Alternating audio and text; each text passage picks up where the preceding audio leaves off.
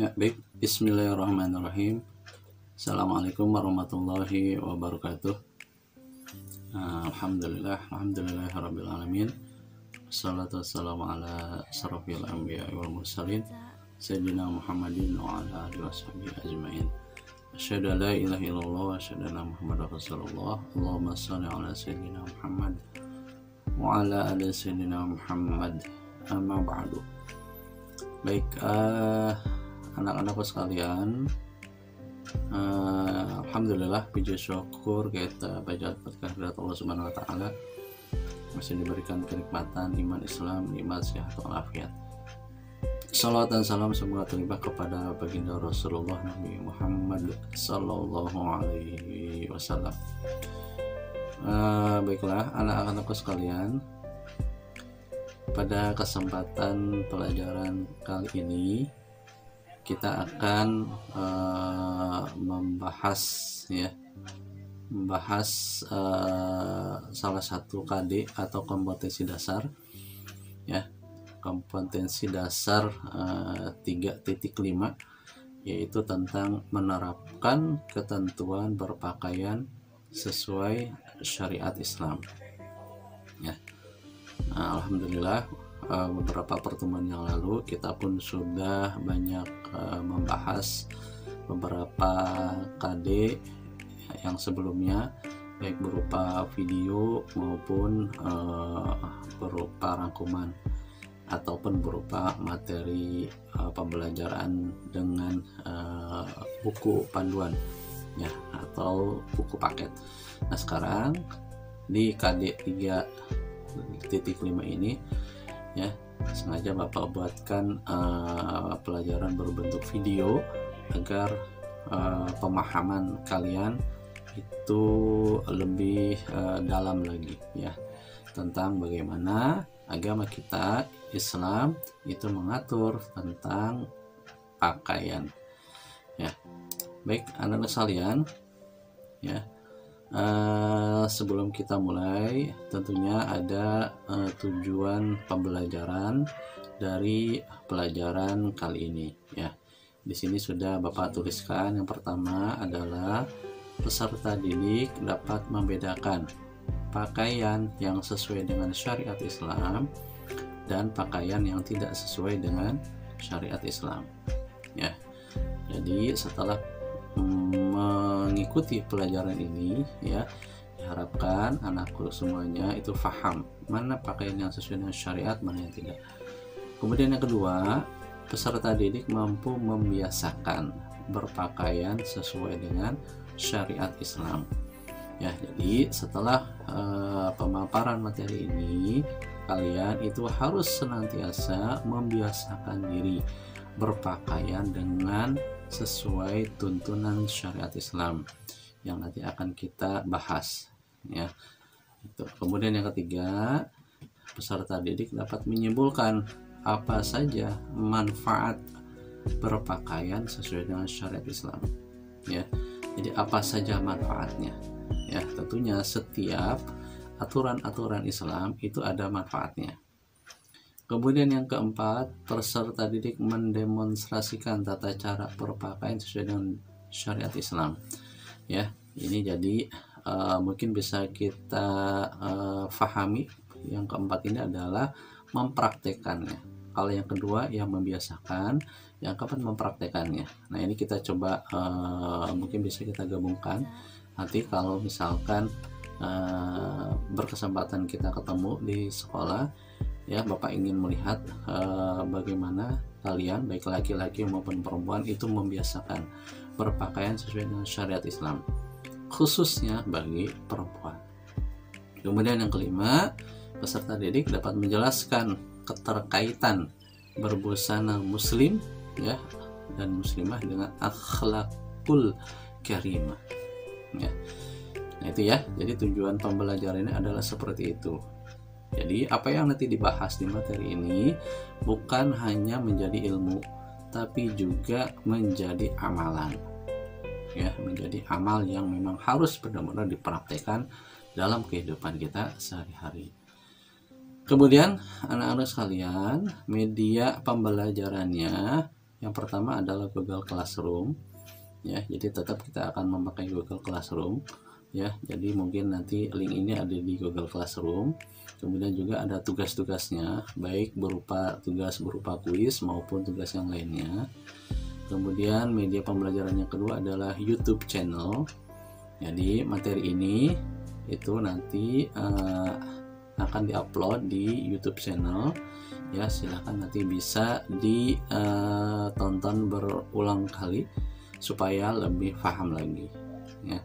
Kemudian juga ditunjang oleh buku paket PAI, ya. Jadi buku paket PAI, Bapak yakin bahwa kalian semuanya sudah punya bukunya, ya, yang kalian dapatkan dari perpustakaan. Jikalau belum atau tidak kebagian, itu Bapak sudah pernah kirim melalui Google Classroom, atau mungkin nanti bisa Bapak kirimkan lagi melalui grup WhatsApp, ya, buku paket pendidikan agama Islam yang berbentuk digital book, ya, atau buku digital. Nah, itu ya. Jadi Anda sekalian silahkan mempersiapkan diri untuk bisa menerima materi pada kesempatan kali ini. Baik, karena ini adalah bukan offline, karena ini adalah pembelajaran secara online dan kalian itu melihat video ini di rumah, maka tentunya ada hal-hal yang harus diperhatikan ketika kalian belajar di rumah. Yang pertama, tentu saja harus sudah rapih dengan mengenakan pakaian sekolah dan menutup aurat dengan sempurna, baik laki-laki maupun perempuan. Kemudian pembiasaan kedua, mengerjakan sholat sunnah duha terlebih dahulu 4 rakaat dan membaca doa setelah sholat duha. Karena kita belajarnya lebih banyak di rumah, maka sholat duhanya pun itu di rumah, ya. Kalau nanti insya Allah belajar yang sudah di sekolah lagi, tentu kita akan melaksanakan sholat duhanya di sekolah. Sama, di sekolah juga kita melaksanakannya 4 rakaat.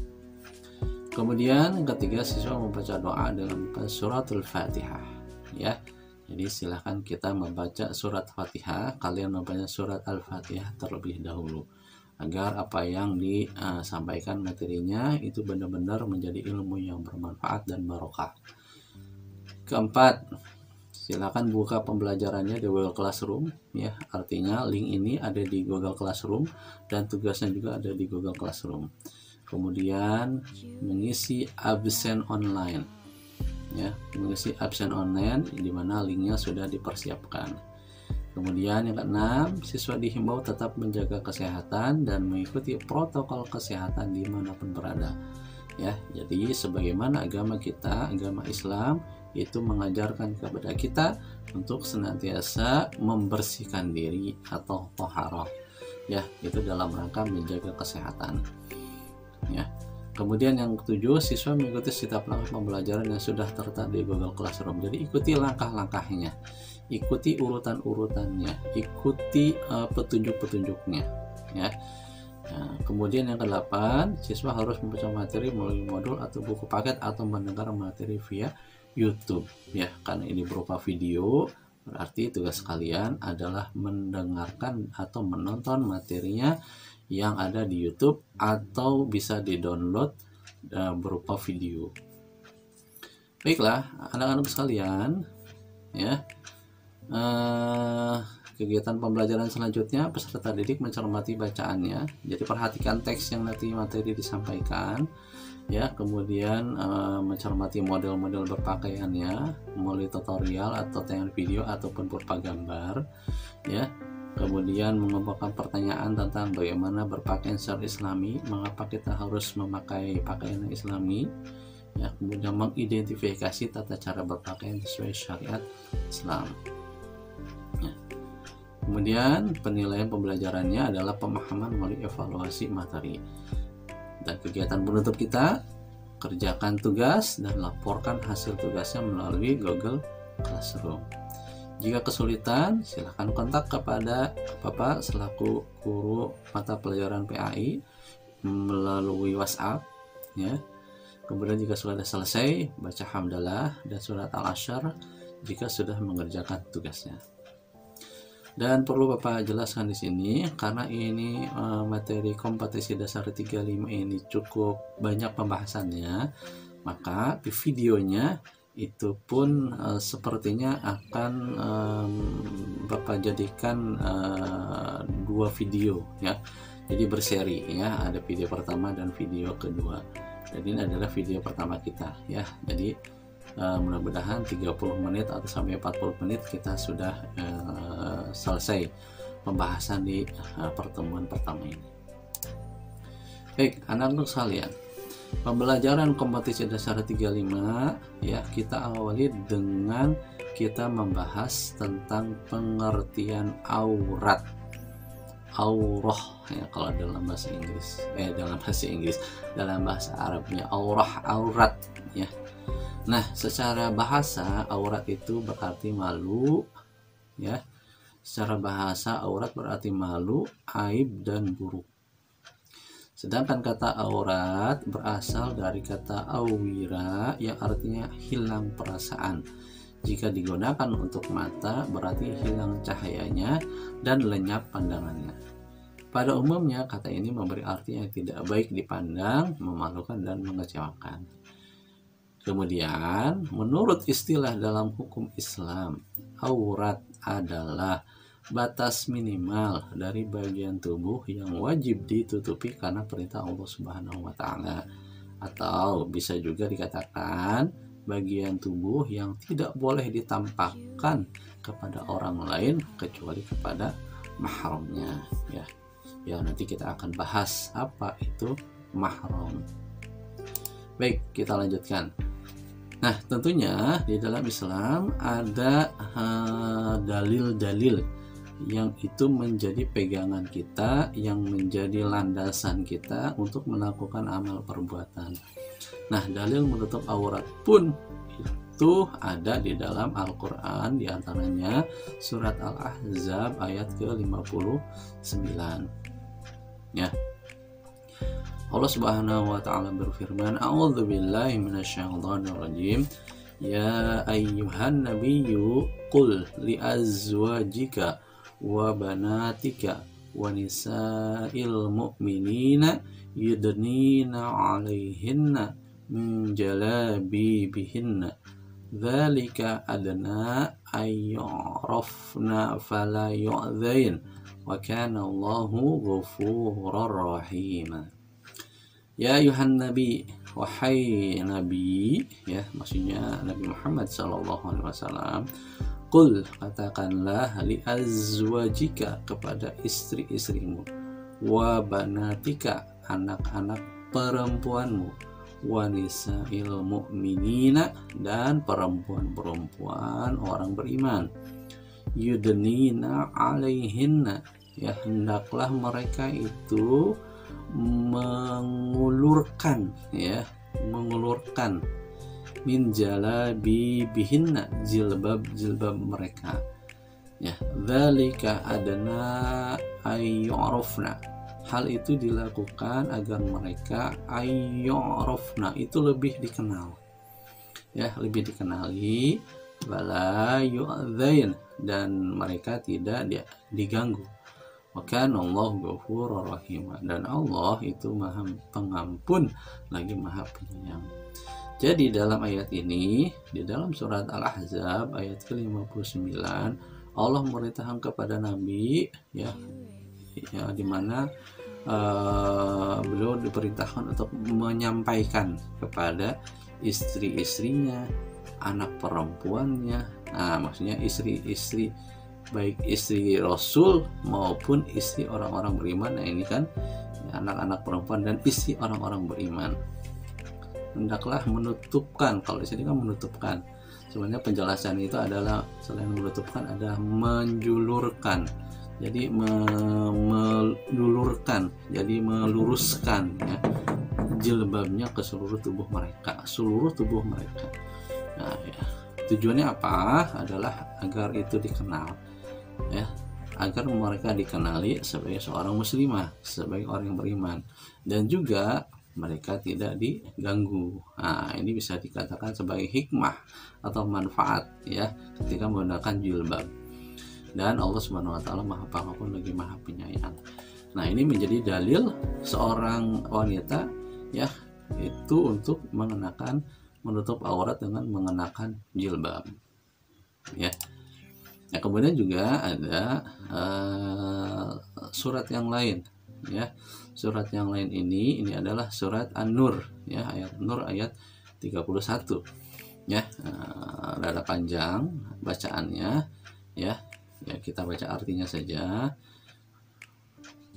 Wa qul lil mu'minat, katakanlah kepada wanita beriman. Sama juga yaghdudna min absarihinna, hendaklah mereka menahan pandangannya, wa yahfazna furujahunna, dan mereka menjaga kemaluannya, wala yubdina zinatahunna illa ma zahara minha, dan jangan mereka menampakkan perhiasannya ya kecuali yang biasa nampak. Sama wal yadribna bi khumurihinna, hendaklah mereka menutupkan khimar, kain penutup atau kerudung, ala juyubihinna ya kepada dadanya. Nah, wala yubdina zinatahunna ila libu'ulatihinna.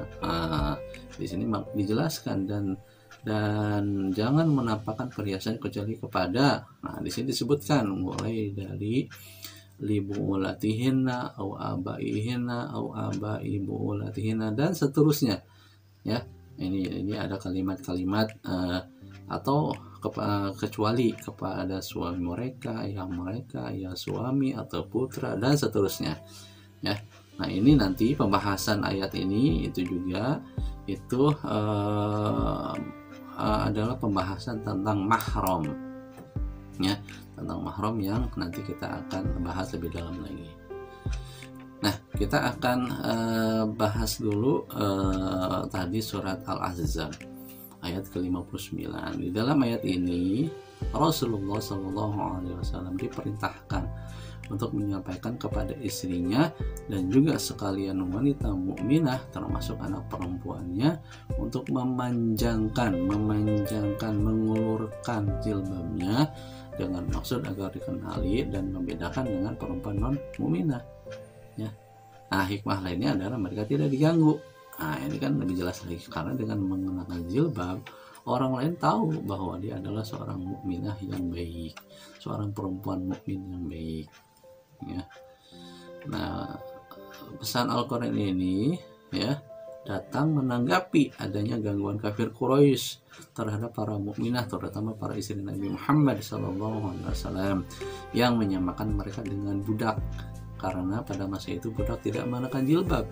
Oleh karena itulah dalam rangka melindungi kehormatan dan kenyamanan para wanita ayat ini diturunkan. Jadi surat Al-Ahzab ayat 59 ini itu salah satu sababnya, asbabul nuzulnya itu adalah bahwasanya orang-orang kafir Quraisy itu menyamakan orang wanita mukminah itu dengan para budak karena mereka tidak mengenakan jilbab ya, karena mereka tidak menutup aurat dengan sempurna.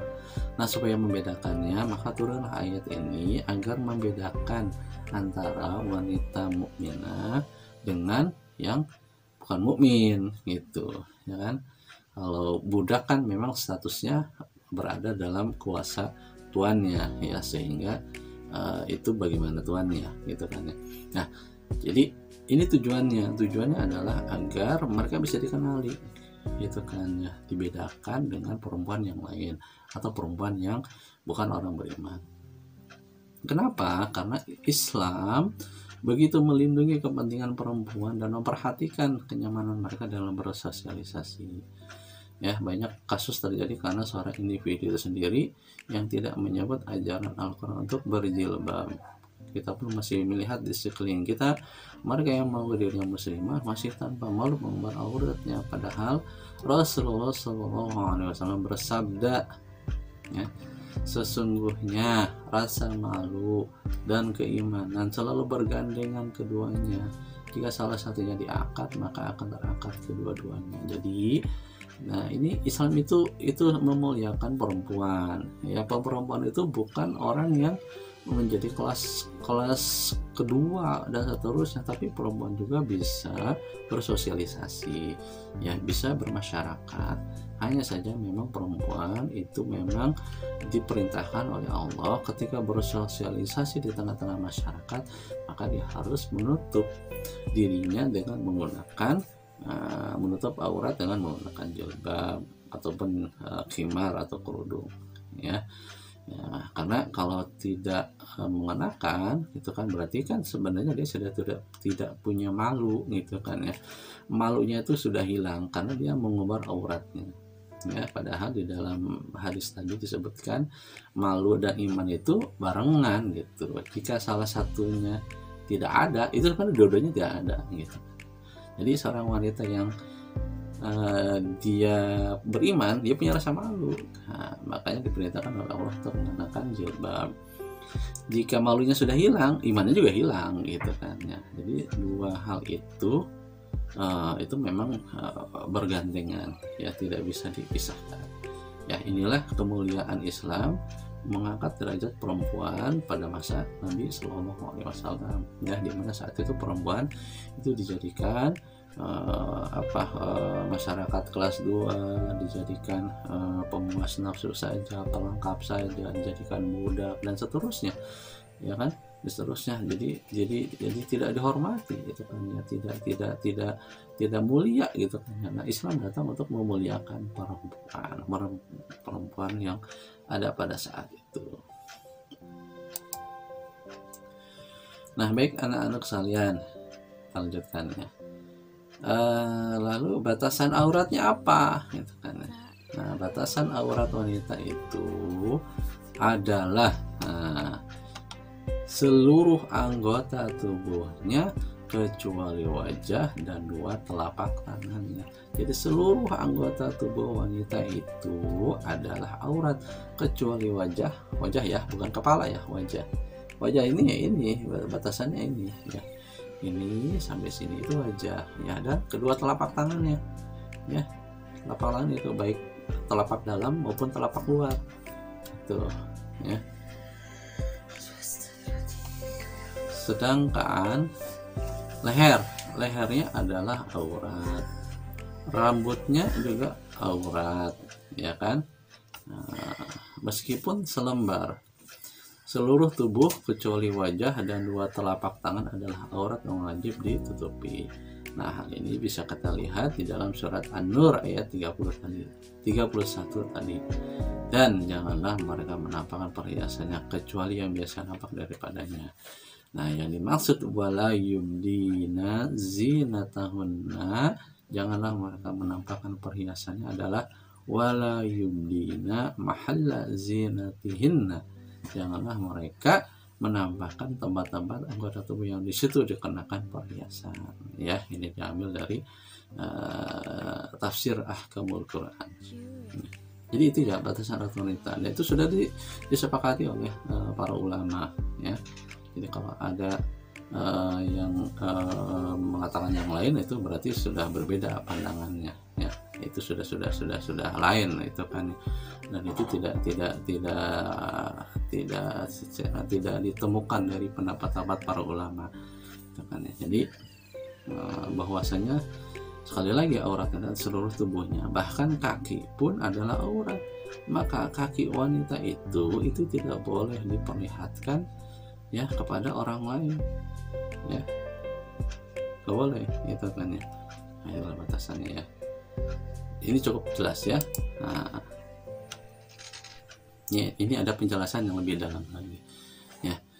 Ila ma zahara minha, kecuali yang biasa nampak daripadanya. Jadi anggota tubuh yang boleh ada anggota tubuh yang boleh ditampakkan. Nah, apa yang ditampakkan? Wajahnya dan telapak tangannya. Demikian para pendapat sebagian sahabat seperti Siti Aisyah, Ibnu Abbas, Ibnu Umar dan lain sebagainya ya. Nah, kemudian juga dijelaskan di dalam kitab lain yang dimaksud dengan kecuali yang biasa nampak daripadanya adalah pendapat yang paling mendekati kebenaran, ada yang mengatakan yang dimaksudkan adalah wajah dan dua telapak tangan. Sama Imam Al-Qurtubi juga sama dan seterusnya ya. Kemudian Jadi yang dimaksud dengan yang nampak dari pandai wajah dan dua telapak tangan, sebab kedua anggota tubuh inilah yang biasa tampak di hadapan Nabi, ya, sedangkan beliau mendiamkannya. Jadi pada masa itu perempuan itu ketika menampakkan mukanya, wajahnya dan telapak tangan, Nabi mendiamkan, ya. Kedua anggota tubuh ini itu ditampakkan.